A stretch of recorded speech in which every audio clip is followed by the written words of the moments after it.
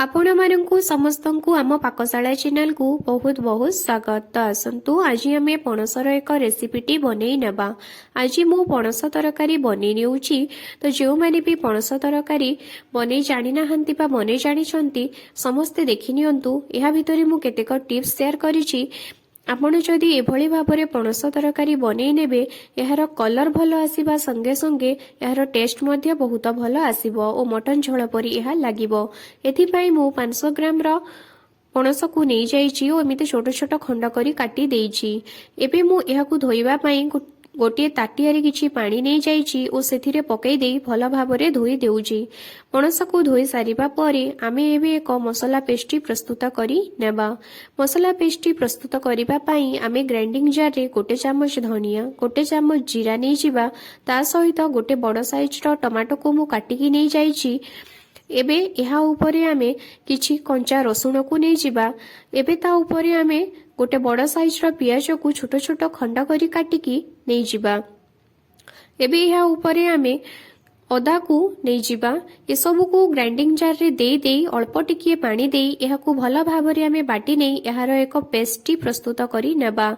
एबे गैस रे आमे कड़ाई बसई दबा ओ कड़ाई गरम हैला परे सेतिरे किछि तेल देई दबा।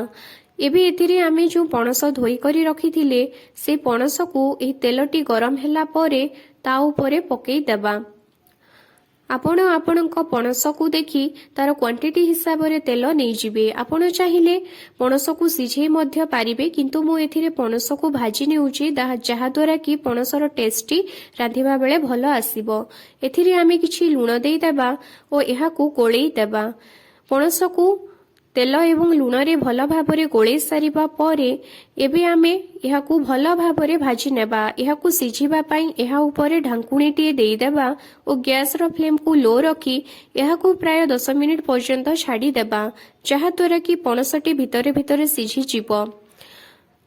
एहा सहित मु गोटे बड़ साइज रो आलू को सिझेकी मध्य नै जाइछि। 10 मिनिट गला परे आमे देखिबा पणस सबु सिझी जाइथिबो। एहा को आउ 2-3 मिनिट पर्यंत भल भाबरे आमे भाजी नेबा। पणस भाजी होई सारिबा परे एहा को आमे गोटे प्लेट को काढी आनिबा। आपण पणस को भाजिबा परे टिके चेक करि नेबे देखिबे एहा भल भाबरे सिझिछि कि नाही। पणस एबे भल भाबरे भाजी हे गलानी। एबे आमे सेही कड़ाई रे किछि तेल देई देबा ओ ता ऊपर किछि गोटा जीरा को पकेई देबा। गोटा जीरा पकेबा सहित किछि तेजपत्र पकेई देबा ओ ता सहित किछि दालचीनी एवं गोटे चक्र फूल पकेई देबा। ए सब को पकेई सारिबा परे मु गोटे पियाज को छोट छोट खंड करी काटिकी नहीं जाइछि एवं एहा को तेल रे पकेई देउछि। ए सब को पकेई देई आमे एहा को भल भाबरे कसी नेबा। पियाज को प्रायतः लाल हेबा पर्यंत आपण भाजिबे। देखंतु पियाज लाल हेबा परे मु एथिरे जो मसला बाटिकी रखिथिली से सब को पकेई देउछि ओ भल भाबरे कसी नेउछि। एबे मु मसला उपरे किछि हळदी गुंड देई देउछि ता सहित किछि लंका गुंड मध्य देई देउछि ओ स्वाद अनुसार आमे एथिरे लूण को पकेई देबा। तेबे मसला और पणस को देखि मु एठारे लूण देउछि। एबे आमे मसला को भल भाबरे कसी नेबा। मसला को आपण भल भाबरे कसिबे जहा द्वारा कि आमे एथिरे व्यवहार करिथिबा अदा और पियाज रो कंचा बासना तक सबु बाहरी जिवो। मसला को जदि आपण भल भाबरे कसिबे नाही मसला रो कंचा बासना तक रहि जिवो ओ मसला भल लागिबो नाही। देखंतु मसला भल भाबरे कसी हेई गलानी ओ एथिरु प्रायतः तेल मध्य बाहरी जाउछि।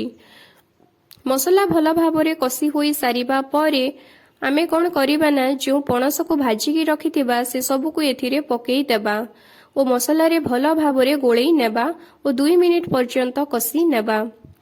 पणस ओ मसला को भल भाबरे कसी सारिबा परे आमे एथिरे जो आलू को सिझेकी रखिथिबा से आलू को छोट छोट खंड करी काटी एथिरे पकेई देबा। आलू को पकेई सारिबा परे आमे किछि पानी एथिरे देई देबा। उषुम पानी देले बहुत भल हेबो। पानी को देई सारिबा परे एहा को आमे फुटिबा पई छाडी देबा। तरकारीटी जेते बेले फुटी आसीबो ता उपरे आमे एबे किछि गरम मसला गुंड नै तरकारी उपरे पकेई देबा। ଆପଣଙ୍କ ପାଖରେ ଯଦି ଧନିଆ ପତ୍ର ଅଛି ଆପଣ ଧନିଆ ପତ୍ର ମଧ୍ୟ ପକାଇ ପାରିବେ।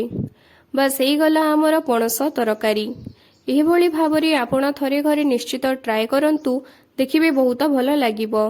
ଧନିଆ ପତ୍ର ଗରମ ମସଲା ପକାଇ ସାରିବା ପରେ ଗ୍ୟାସର ଫ୍ଲେମ୍କୁ ବନ୍ଦ କରିଦେବା। 5-10 ମିନିଟ୍ ଗଲା ପରେ ଦେଖିବେ ଆପଣଙ୍କ ତରକାରୀର କଲର୍ ମଧ୍ୟ ବହୁତ ଭଲ ଭାବରେ ସେଟ୍ ହୋଇଯିବ ଓ ତରକାରୀର ଟେଷ୍ଟ ମଧ୍ୟ ବହୁତ ଭଲ ଲାଗିବ। ପ୍ରାୟତଃ ମଟନ ଝୋଳ ପରି ଲାଗିବ। ତ ଆପଣ ଘରେ ଥରେ ଏହା ନିଶ୍ଚିତ ଟ୍ରାଏ କରି ଦେଖନ୍ତୁ। ଏହାକୁ ଆପଣ ଭାତ କିମ୍ବା ରୁଟି ସହିତ ଖାଇପାରିବେ।